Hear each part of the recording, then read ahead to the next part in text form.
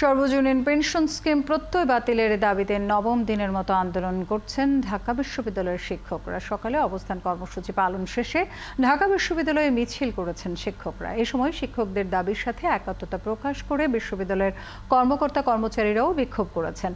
এদিন প্রশাসনিক কার্যক্রমও বন্ধ রাখেন তারা। প্রত্যয় স্কিম চালু হলে শিক্ষকদের মর্যাদার ক্ষুণ্ণ হবে উল্লেখ করে দাবি আদায় না হওয়া পর্যন্ত আন্দোলন চালিয়ে যাওয়ার ঘোষণা দেন তারা। এরই মধ্যে 40টি বিশ্ববিদ্যালয়ের শিক্ষকরা এই আন্দোলনে সংহতি জানিয়েছেন বলেও জানান শিক্ষক নেতারা।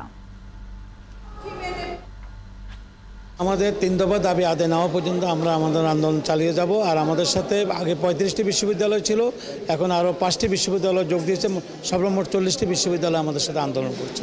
আমি দাঁড়িয়েছি বাংলাদেশের পক্ষে এবং যে কোনো স্যাক্রিফাইস প্রয়োজনে জীবন দিতে হলেও এই দেশের জন্য দেওয়ার জন্য আমরা প্রস্তুত। আর্থিক বিচারে একটা বড় ধরনের অবনমন তো ঘটবেই, সামাজিক সাংস্কৃতিক প্রেক্ষাপটে এটার একটা বড় ইম্প্যাক্ট তৈরি হবে। নতুন কোনো কর্মসূচি আসবে কিনা, আরও কিছু কম্পোনেন্ট বা আরও কিছু ধারায় এটিকে আরও বেগবান করা যায় কিনা, সেটি নিয়েই মূলত হয়তো আজকে আলোচনা হবে।